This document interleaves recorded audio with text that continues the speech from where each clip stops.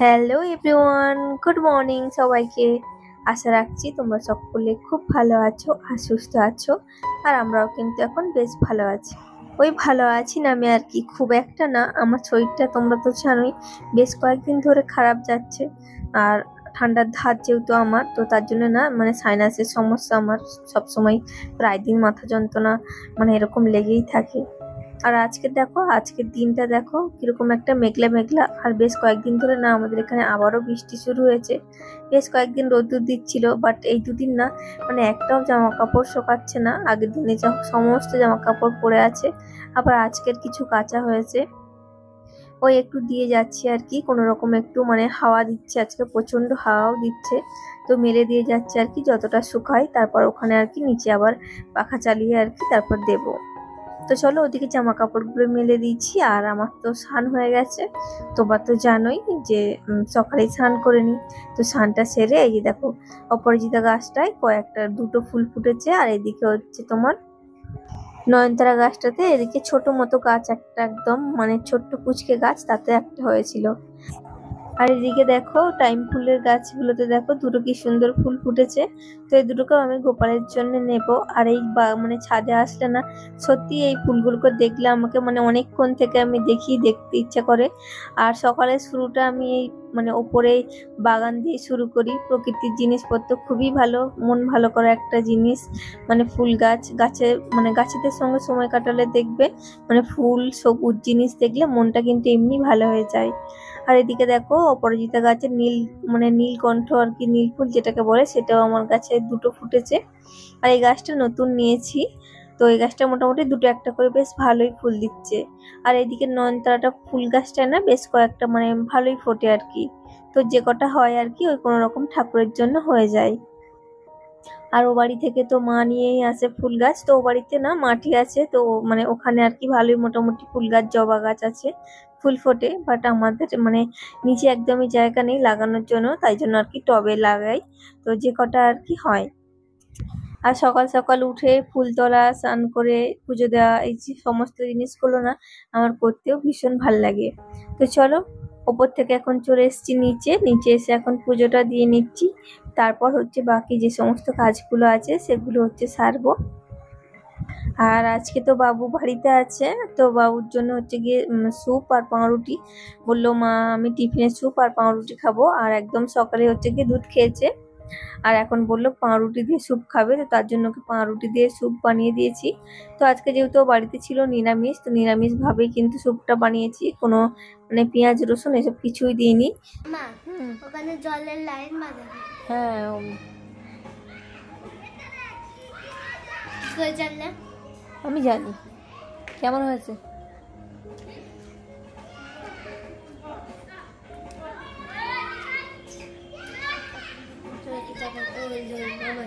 এই ছেলেটা পাঠিয়েছে। আর এদিকে দেখছো চেয়ারে কত জামা কাপড় আছে। তো ওপরে তো আমি মানে বেশ কিছু জামা কাপড় দিয়ে এসেছি, আবার যেখানে মেশিনটা আছে ওখানেও বেশ কিছু জামা কাপড় রয়েছে।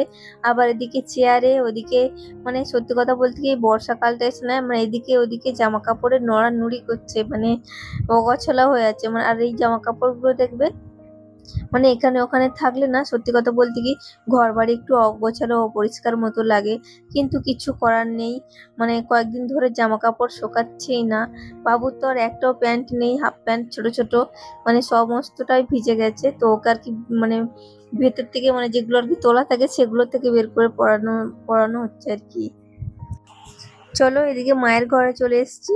আর প্রতিদিন তো আমাদের ঘরেরটা থেকে মানে শুরু করি, মায়ের ঘরটা তোমাদের সঙ্গে শেয়ার করাই হয় না। তো ভাবলাম যে আজকে প্রথমে মায়ের ঘরটা শেয়ার করি, তারপর হচ্ছে কি আমাদের ঘরটা শেয়ার করব। তো চলো মায়ের ঘরটা আর কি ঠিকঠাক করে রেডি করে বিছানা টান টান করে পেতে এখন চলে এসেছি আমাদের রুমে। আর এমনিতেই তো দেখবে মানে জামা কাপড়ের জন্য বর্ষাকালে মানে সমস্ত ঘর বাড়ি স্যাঁতসেঁতে হয়ে যায়, আর এদিক ওদিক ছড়িয়ে ছিটিয়ে থাকে, অগাছালো মতো লাগে। আর তার উপর যদি বিছানাটা করে থাকে তাহলে কিন্তু আরো বিচ্ছিরি লাগে দেখতে।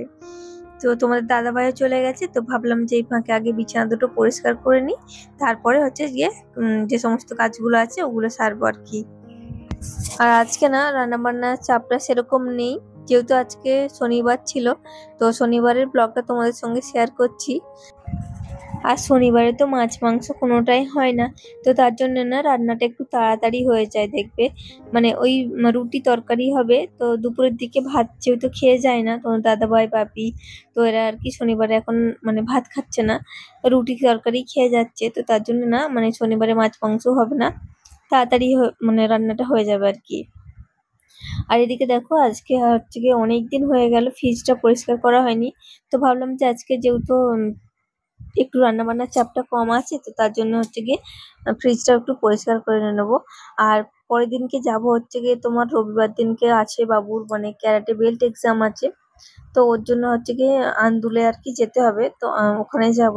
তো তার জন্য ভাবলাম যে পরের দিনকে তো মানে সকাল 7টা নাগাদ টাইম দিয়েছে, তো মোটামুটি 7:30 নাগাদ আমাদেরকে পৌঁছাতেই হবে। একটু লেট হয়, সকলে মিলে যাবে অনেক দূর দূর থেকে, তো তার জন্য মোটামুটি ওই 7:30 নাগাদ আর কি পৌঁছাতে হবে।